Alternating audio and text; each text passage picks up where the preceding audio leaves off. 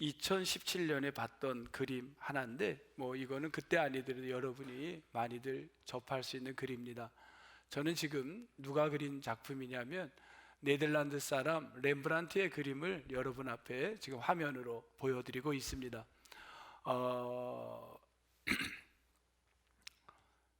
렘브란트의 아버지는 뭐를 했냐면 방앗간을 했고, 할아버지도 방앗간을 했고, 근데 자식에게는 신학을 공부해서 목사가 되기를 원했습니다.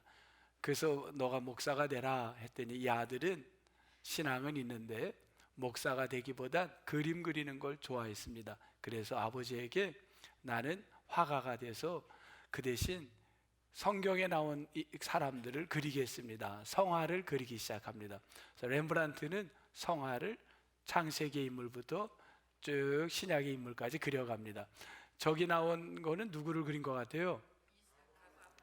이삭과 아브라함. 오늘 본문이 여기니까. 네, 그거와 관계없이도 그렇게 보여지죠. 렘브란트의 그림을 가만히 보면 이분은 굉장히 이제 특징이 있는데, 지금 아브라함의 모습이 굉장히 단호합니다. 손으로 턱을 잡고 입을 막고 하고 한 손으로 생각할 겨질 없이 그냥 지금 내리치려고 하는 단호함을 보이는데, 이때가 나이가 30대 초반, 35살 때 나이입니다. 이때 그린 그림이에요. 저 그림이 아주 단호했습니다.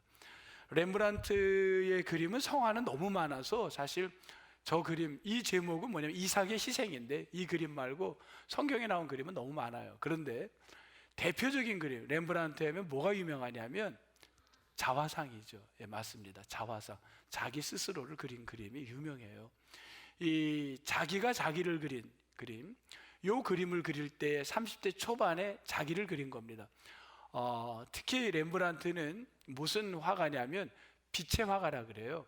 그래서 빛을 해서 이 명암을 살려서 그늘 속에 가려진, 항상 보면 메인을 밝게 합니다. 근데 저 밝은데 자기를 그릴 때 렘브란트가 이렇게 정면으로 그린 그림은 하나가 없어요. 보면 옆면을 살립니다. 왜 그랬냐면 그 빛을 어떤 빛인지는 몰라도 그 빛을 직접 쓸 수가 없다는 거예요. 그래서 옆을 통하여 봅니다. 너무 비쳐가지고 그 빛이 너무 밝아서. 그래서 자기의 옆모습으로 그 빛을 보고 있는데, 그가 입고 있는 옷이 아주 그 명예롭고 고급스러운 옷입니다. 굉장히 화려하고 고급스러운 30대 초반의 나이, 아주 자신감이 넘치는, 부와 명예가 가장 정점을 찍고 있는 화가로서 정점을 찍고, 그 여인하고 결혼, 그 여인을 그 여인의 이름이 사스케라는 여인하고 결혼을 했는데, 이 여자가 부자 여자였습니다. 그래서 부를 얻게 되고 명예도 얻게 돼서 아주 자신감이 있는 그런 화풍의 그림을 그렸습니다. 자기를 그렇게 지금 보인 겁니다. 10년 후 똑같은 그림을 그립니다. 10년 후 이때는 동판, 렘브란트는 그림 아니면 동판인데, 동판으로 이제 했는 저 모습을 가만히 보면 아까 10년 전에 그 패기는 보이지가 않습니다. 한 손은 하늘에, 그리고 한 손은 가슴에 아브라함이 대고 뭔가를 설득시킵니다. 자녀에게 설득을 하는데, 자녀는 시무룩한 모습으로 이야기를 듣고 이해 안 되는 모습이지만 자기의 장작나무를 이렇게 들고 서 있습니다. 아버지는 나는 너를 사랑한다. 그런데 하나님의 뜻을 내가 알 수가 없다 하면서 자식을 설득을 시키는 아주 애절한 모습입니다. 아까 좀 전에 봤던 그 패기는 어디론가 사라져 버렸습니다. 그 대단한 그 결단력도 보이지가 않아요. 이때 40대 1645년에 그린 자기 얼굴인데, 이때의 이 얼굴은 가만히 보면요, 얼굴이 수심이 가득 차고 병색이 짙습니다. 얼굴의 병색을, 우리는 사진을 찍을 때 얼마든지 자기를 뽀샵을 한다 그러는데, 작가가 자기 얼굴을 그대로 드러낸 거예요. 자기의 지금 굉장히 병색이 있고 고통스러운 얼굴을 그대로 표현을 했습니다. 이때에 어떤 상황이었냐면 렘브란트는 자녀가 넷이었는데 셋이 죽습니다. 3명의 자녀를 잃어버린 거예요. 자녀 셋을 잃은 아버지의 심정이 지금 저 그림에 묻어나오고 있습니다. 그리고 결정적인 건 부인을 잃습니다. 사스케가 죽습니다. 다 자기 주변에 사랑하던 인물을 잃어버린 그 심정, 행복이 아닌 거예요. 그래서 얼굴 속에 병색이 짙은 자기를 표현을 그대로 얼굴에 볼에 약간 불그스름한 그대로 병색을 표현했습니다. 그리고 나서 또 10년 후에 이삭의 희생, 똑같은 제목으로 지금 계속 그린 거예요. 10년 후 1655년에 이삭의 희생을 그렸는데, 이때는 그림을 보면 특징이 있어요. 어떤 특징이 있냐면, 저기로 보면 잘 안 보일 거예요. 일로 보셔야 될 텐데, 지금 아브라함이 여기 보면 그 칼을 어느 손에 들고 있나요? 왼손에 들고 있어요. 지금까지 오른손에 들고 있던 칼이 갑자기 왼손으로 갑니다. 왼손잡이가 아니에요. 오른손으로 들었던 사람 힘이 없는 거야. 그냥 저거는 왼손에 들은 건 큰 힘이 없습니다. 왼손에 들고 정말 전혀 힘이라고는 없고 아들의 눈을 가렸는데, 아들을 끈으로 묶지도 않고 그냥 푸른 채로 눈만 가리고 왼손으로 이렇게 내리치는 노인의 모습입니다. 힘이 없는, 그럼에도 순종하려는 모습을 그렸습니다. 이때 렘브란트는 어떤 상황이었는가? 렘브란트가 몇 세에 돌아가시냐면요, 63세에 돌아갔는데, 63세에 자기 죽기 직전에 그렸던 1665년에 그린 그림입니다. 이 그림은 정말 노파의 모습인데 얼굴에 평안한 거예요. 이제 모든 걸 다 내려놓은 모습, 평안한 모습. 뭘 바라보냐면 이제는 나에게 한 가지 하나님만 바라보는 모습이 아닌가, 이렇게 저는 정리를 해봅니다. 자, 지금까지 저는 렘브란트의 그림의 이삭의 희생을 10년 단위로 이렇게 구분을 했고, 오늘은 뭘 더 같이 봤냐면 그림을 그린 렘브란트의 얼굴을 한번 자기가 그린 그림까지 연결했는데, 렘브란트가 자기 자화상을 그릴 때 특징이 있는데, 이 특징은 제 사견으로 말씀을 드리겠습니다. 제가 이해한 겁니다. 지금 렘브란트가 자기를 그릴 때 공통된 게 있었어요. 뭔가요? 뭐였냐면 머리에 뭘 쓰고 있었나요? 모자인지 터번인지를 쓰고 있었습니다. 왜 그랬을까? 그건 모르겠어요. 근데 저의 생각입니다. 렘브란트는 누구를 성경의 인물 중에 좋아했냐면 이는 바울을 좋아했습니다. 사도 바울을 일생 동안 사모했는데, 사도 바울이 모자를 썼다고 생각을 했던가 봅니다. 성경에는 모자 썼다는 게 없어요. 근데 렘브란트는 그렇게 생각을 했나 봅니다. 그가 잘 나갈 때나 그가 힘들 때나 인생에 굽이굽이 굴곡이 있습니다. 사람이 잘 나가는 날이 있어요. 정말 명예와 대단한 추진력을 갖고 나갈 때가 있습니다. 그런가 하면 인생이 고통과 아픔이 올 때가 있어요. 사랑하는 일을 잃을 때가 있고 먼저 떠나보낼 때가 있습니다. 그때나 이 렘브란트의 그림에서 뭐가 공통점이냐? 변함없는 모습, 바울을 닮아가려는 모습. 그리고 렘브란트는 그 아브라함과 이삭의 그 모습에서도 아브라함이 시대가 변하고 자기의 삶이 변하고 그래도 그 아브라함의 순종하는 모습을 그려가고 있었다는 겁니다. 여러분, 오늘 저는 여러분에게 이제 여쭤볼게요. 한 작가를 통해서 오늘 말씀을 우리가 반추해 봅니다. 왜냐하면 이 본문을 거의 교회를 안 다니는 분들도 잘 아는 본문입니다. 아버지가 하나님의 명령에 순종해서 자식을 제물로 드린다는 내용은 다 웬만한 분들이 알고 있습니다. 이 본문을 저는 한 작가를 통해서 여러분들에게 같이 한번 나의 모습을 보려고 하는 겁니다.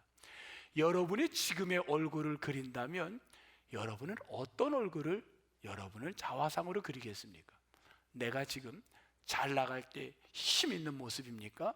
아니면 자식과 모든 걸 잃어버리고 지금 얼굴에 수심이 가득 찬 근심 어린 얼굴입니까? 세 번째 얼굴은 사실은 세 번째는 그 마지막 이삭을 그릴 때에는 그에게 자식 잃고 또 부인 잃고 돈을 잃어버렸어요. 이 뭐가 됐냐면 파산을 겪었습니다. 이 파산을 겪고 경제적으로 쪼들리면서 그림을 그릴 때 완전히 이제 내가 할 수 있는 일이 아무것도 없다는 걸 그렸던 거고, 그리고 마지막 그의 인생에 죽음 앞에서는 모든 걸 내려놓고 가장 평안한 모습으로 천국을 사모하며 나아가는 이 렘브란트를 보면서 여러분은 지금 어디에 여러분은 와 있습니까? 여러분의 얼굴은 어떤 얼굴을 갖고 있습니까?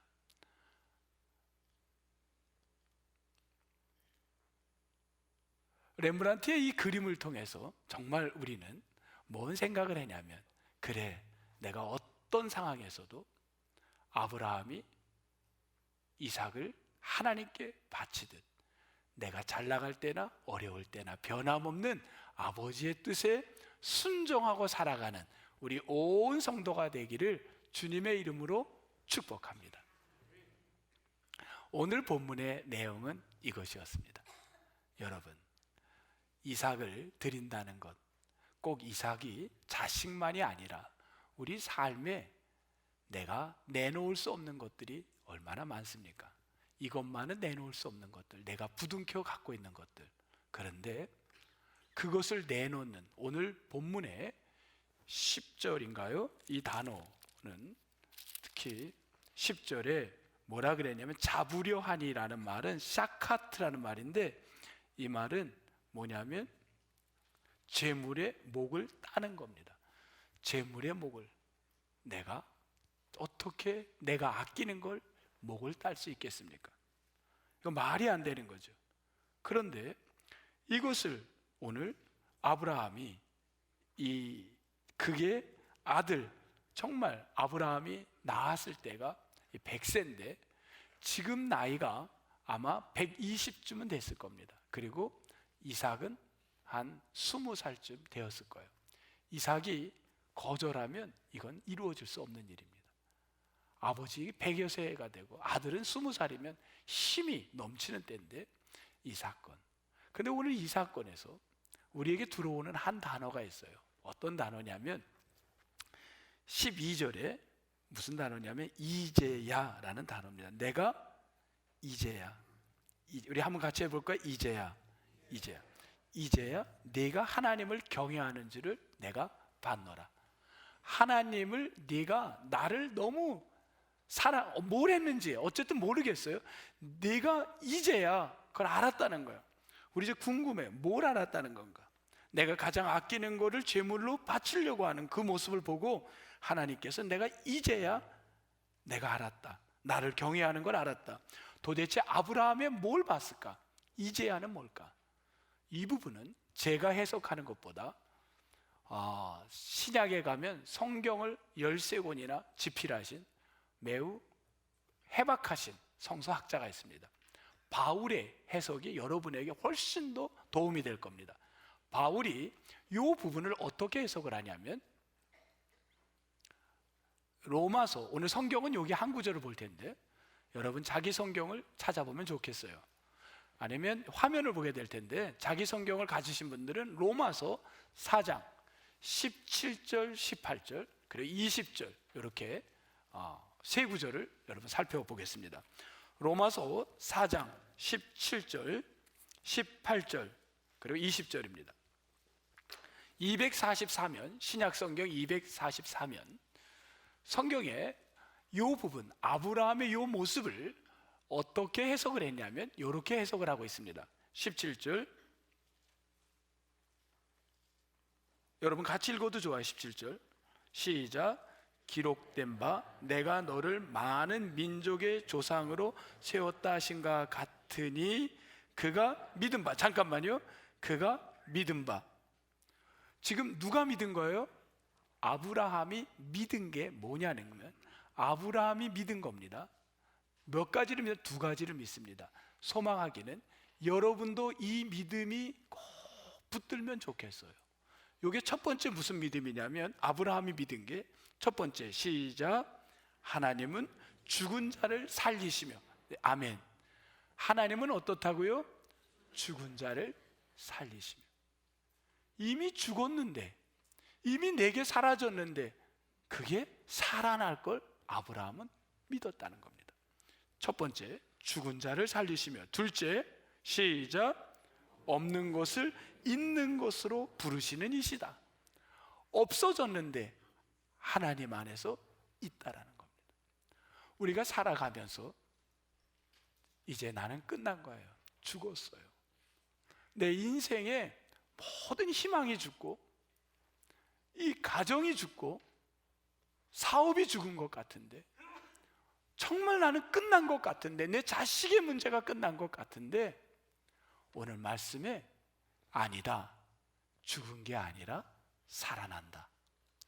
나는 이제 다 잃어버렸는데 아니다, 너는 있다. 다 있다. 이 아브라함이 붙들었던 이 두 가지 믿음, 이 믿음이 오늘 주일 와서 예배하는 여러분들에게 위로가 되고 소망이 되고 꼭 붙들고 가는 축복의 말씀이 되면 좋겠습니다. 아브라함은 이 두 구절, 그거를 믿은 거였습니다. 죽은 게 아니라 살아난다. 잃어버린 게 아니라 있다. 이걸 붙들었다는 겁니다. 이 아브라함의 이 믿음은, 그래서 20절 한번 보겠습니다. 20절 시작. 믿음이 없어 하나님의 약속을 의심하지 않고 믿음으로 견고하여져서. 이 견고하다는 것은 단단해져 가는 겁니다. 날마다 단단해져 갔다는 겁니다. 창세기 12장부터 22장까지 아브라함은 믿음이 단단해져 왔는 줄 믿습니다. 하나님, 오늘 주일 예배를 드리는 우리도 믿음이 점점 굳건하게 세워지게 도와 주옵소서. 그때에 여러분 어떠한 역사가 있습니까? 오늘 이 말씀은 내가 이렇게 할 때 어떤 역사가 있습니까? 하나님, 다시 본문으로 가겠어요. 창세기 22장 본문으로 갑니다. 22장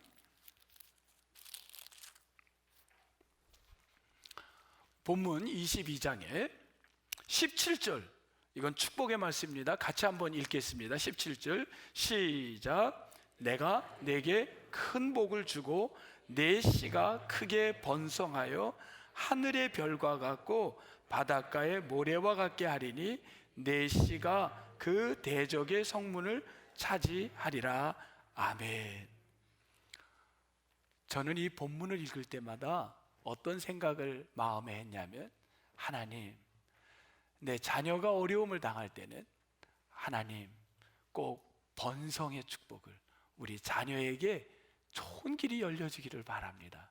이렇게 믿었고, 우리 교회를 향해서 기도할 때 하나님, 이 예배당 안이 정말 차고 넘쳐서 하나님께 그 바닷가의 모래알같이 넘치는 역사가 있게 해달라고 기도했습니다. 근데 오늘 이 말씀은 저의 주관적인 해석과는 다른 해석입니다. 저는 인생에 살면서 힘들 때마다 하나님, 내 씨가 번성하게 되고 내 이 삶의 문제가 해결되길 바라고. 그런데 오늘 아브라함에게 줬던 이 말씀은 그런 뜻이 아니라 어떤 뜻이냐면 하나님 나라가 확장되어 간다는 말씀입니다. 저의 개인적 간절함을 이루어지는 말씀이 아니라 하나님 나라의 확장이 이루어진다는 거예요. 대표적인 게 예수 그리스도십니다. 예수 그리스도가 십자가에 달릴 때 수많은 사람들은 로마로부터 우리를 자유를 얻게 해달라고 소망을 이야기합니다. 그게 번성이었습니다. 그게 우리가 씨의 축복이라고 생각을 했습니다. 그런데 예수 그리스도는 그 뜻을 따르지 않고 십자가에 달리십니다. 그리고 그는 십자가에서 죽습니다. 수많은 사람을 살리는 길, 구원하는 길, 하나님 나라의 확장이 일어나는 길은 그가 십자가에 달리는 길이었기 때문입니다. 성도 여러분, 오늘 이 말씀이 우리가 내가 이제 칼을 잡고 내려치는 그 순간 이제야 하나님이 멈춰라, 내가 너의 그 마음을 봤다, 내가 너에게 축복해 줄게, 우리는 그렇게 생각하는데 그게 아니라 우리는 하나님의 뜻에 순종하며 나아갈 때, 우리는 순종하며 나아가는 것, 그게 우리의 사명인 줄 믿습니다. 이번에 선교 얘기를 안 하니까 왜 목사님 다녀온 이야기를 안 합니까? 하는 것 같아요. 하면은 자꾸 안 간 사람과 간 사람이 나누어질까 봐 안 하려고 마음을 꼭 먹었어요. 안 하리라. 요 얘기만 간단히 하겠습니다. 수요일 날 새벽 4시 반에 이제 26명이 모여서 비행기를 이렇게 저렴한 표를 이제 구입하다 보니까 비행기를 3팀으로 나누어서 타게 됐어요. 원래 부자들은 나누어서 탑니다. 절대 같이 안 타요. 그래서 3팀으로 해서 현지에 도착했더니 그 현지 사역하시는 선교사님 4분이 나와서 기쁘게 맞이해 줬습니다. 그리고 바로 버스에 타서 저희가 1700m 되는 산으로 있는, 그 산이 꽤 높은데 중간쯤 1700m가 중간이었습니다. 거기에 도착했습니다. 그 교회는 갈멜산 교회인데 목사님 4분이 최근에 개척을 해서 그 대만 땅에 전도사님이 사역을 하고 목사님이 협력하는 그런 교회였습니다. 그곳에 도착하자마자 제가 놀란 게 성도님들이 누가 시켜서가 아니라 26명이 각기 자기가 스스로가 일을 하기 시작했습니다. 너무 신기했어요. 이번에 여행은 아무도 가자고 해서 간 사람이 없어요. 저는 가자고 권면을 한 적이 없습니다. 주보에 한번 광고 내고 그냥 간 겁니다. 그런데 26명은 자기 발로 자기가 신청을 한 분들입니다. 그리고 간 겁니다. 갔더니만 어떤 분은 동네 집집마다 다니면서 청소를 시작을 하는 겁니다. 1600m, 1700m 그 고도에 살고 있는 집들마다 가서 청소를 해주기 시작을 합니다. 또 어떤 분들은 머리를 이렇게 미용 이렇게 해주고 있어요. 신기한 기적을 맛본 게 저분들을 뭘 믿고 머리를 맡겼는지 모르겠어요. 그래서 그냥 맡긴 거예요, 자기 머리를. 그래서 이미용을 하고, 또 중국어를 할 줄 아는 분들이 몇 분이 계셨습니다. 이분들은 중국어를 하셔서, 저는 중국어를 할 줄 몰라서 같이 가지는 못했는데, 중국어를 하시는 분들은 우리가 한 영혼이라도 이번 짧은 기간이지만 전도를 하자 해서 이분들은 직접 그 마을 사람들을 찾아갔는데, 저는 들은 이야기입니다. 집 앞에 불상이 있고 80%가 불교와 도교입니다. 토착 종교. 그런데 그 집에 갔는데 들어오라 그러더라는 거예요. 그리고 그 집에 복음을 제시한 겁니다. 예수 사랑합니다. 예수를 믿으세요. 근데 3대가 있는 집이 같이 사는 분들인데 그 말을 듣고 그날 저녁 예배에 왔다는 거예요. 참 이걸 보면서 성령께서 크게 일하시는구나 하는 걸 볼 수가 있었습니다. 또 저거는 페인트가 조금 부족했어요. 페인트가 부족해서 반밖에 칠할 수 없는 양이었는데, 신기한 게 앞면, 옆면을 다 칠했어요. 반밖에 칠할 수 없는 양인데 어떻게 칠했을까요? 기적이었습니다. 저도 그건 몰라요. 어떻게 칠했는지. 신기한 기적을 맛보았습니다. 그리고 이쪽에는 어떤 지체가 준비한 게 아닌데 즉석에서 했는데 마술을 보였는데 너무 재밌어 하는 거야. 제가 볼 때는 엉성한 마술이었어요. 근데 그렇게 기뻐하는 거야. 그리고 또 이쪽 지체는 음악을 좋아한다 해서 이미 준비해 갔습니다. 연주를 가서 해보는 모습도 지금 나옵니다. 또 그분들의 좋아하는 음식이 그 삼계탕을 좋아한다 그래서 이미 다양한 요리를 가는 데마다 이렇게 해줬던 사진을 지금 나온 것 같습니다. 요리를 정성을 다해서 했는데 너무 좋아하고, 그리고 저녁에 또 우리가 이제 숙소로 저녁 늦은 시간에 도착해서 그냥 자지 않고 기도하고 또 돌아가서 하루에 있었던 일을 이야기 나누고 잠자리에 청하고 아침 일찍 일어나서 또 체조를 하고 또 이제 일찍 가는데 어디를 향해서 갔냐면, 우리가 이번에 방문은 대만인들을 상대한 게 아니라 대만의 인구는 2,600만 명인데 원주민, 원래 대만에 살고 있던 본토에서 온 중국 사람들이 아니라 그 땅의 원주인들, 그들을 원주민이라고 하는데 이분들이 16개 부족이 있습니다. 16개. 이분들은 중국어를 쓰는 게, 대만어를 쓰는 게 아니라 자기들 언어를 씁니다. 16개 부족의 인구는 60만 명입니다. 대부분 산간에 살고 있어요. 이분들을 저희는 만나게 된 겁니다. 가는 데가 높은 산, 길이 험해서, 길이 좀 안 좋아서 저거는 조그만 차에 우리 트랙터 같은 거죠. 그냥 조그만 트럭, 거기에 운반하는 짐들을 나르는 차에다가 차가 준비가 많이 없어서 저 같은 경우에는 다른 차를, 그냥 조금 편안한 차를 탔는데 우리 저분들은 아주 불편한, 허리가 아픈 차를 타고 거의 1시간가량을 이렇게 이동을 한 겁니다. 아주 보기는 여러분 예뻐 보이나요? 사진이? 굉장히 힘든, 허리가 아픈 그런 굉장히 고통스러운 사진들일 겁니다. 가서 그곳에 도착했는데 놀라운 걸 경험했어요. 뭘 경험했냐면 그 사이드커족이라는 족을 16개 부족 중에 저희가 사이드커족이라는 데를 만났는데 이분들이 다 어른들이야. 연세가 많아요. 그런데 자기들 전통 옷을 입고 우리를 환대해 주는 거예요. 한번 보겠어요.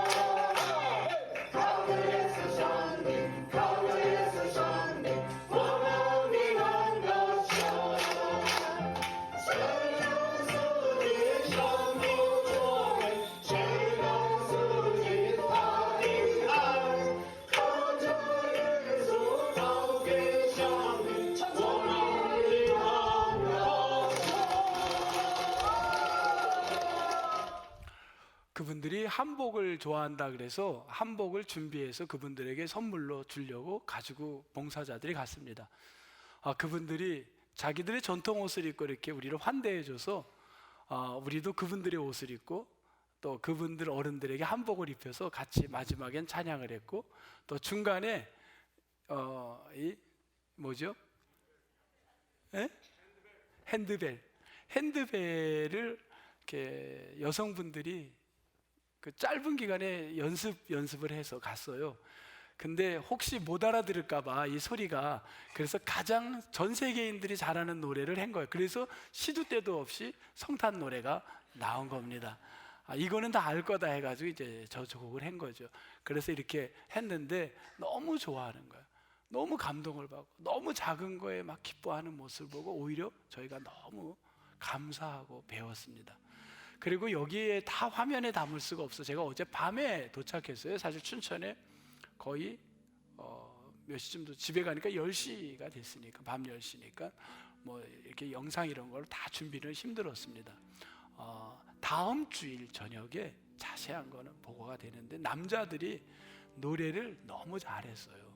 남성들이 부른 노래가 있어요. 그 뭐죠? 현지어로.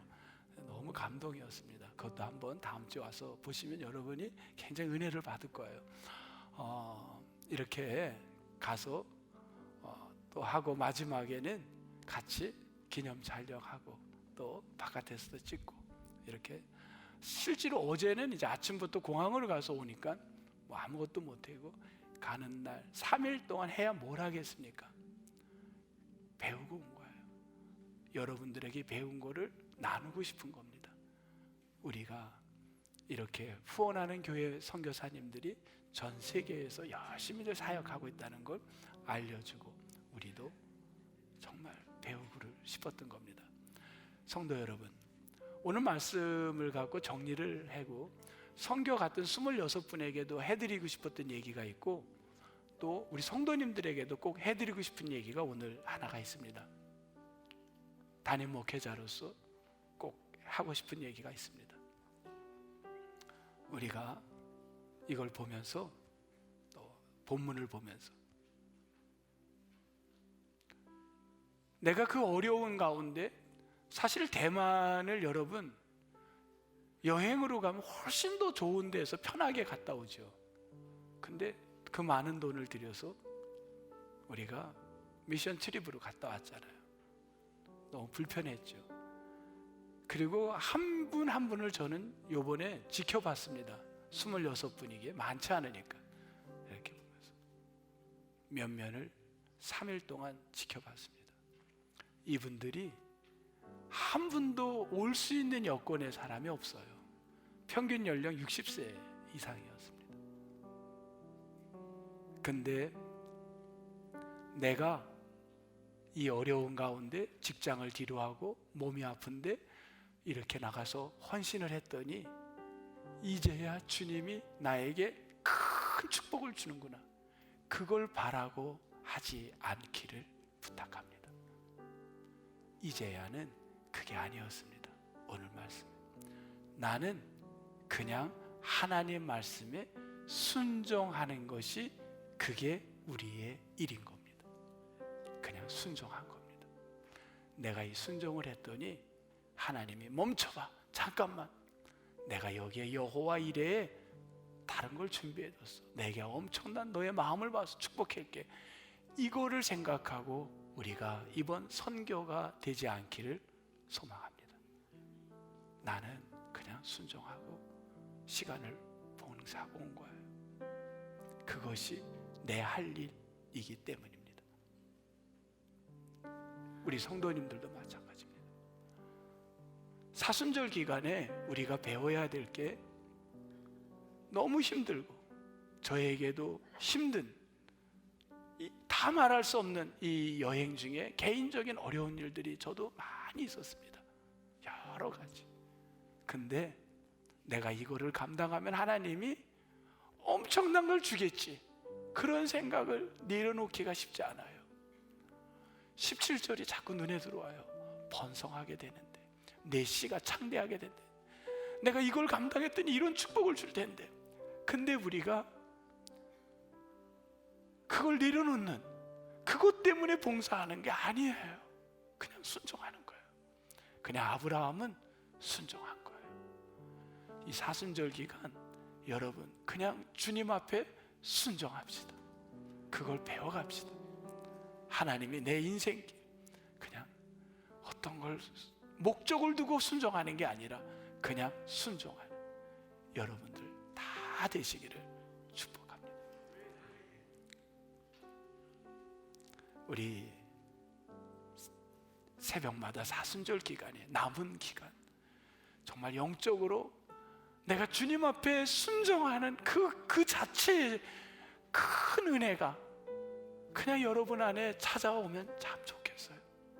여러분의 이러한 여러분들 영적인 성장이 있기를 주님의 이름으로 축원합니다.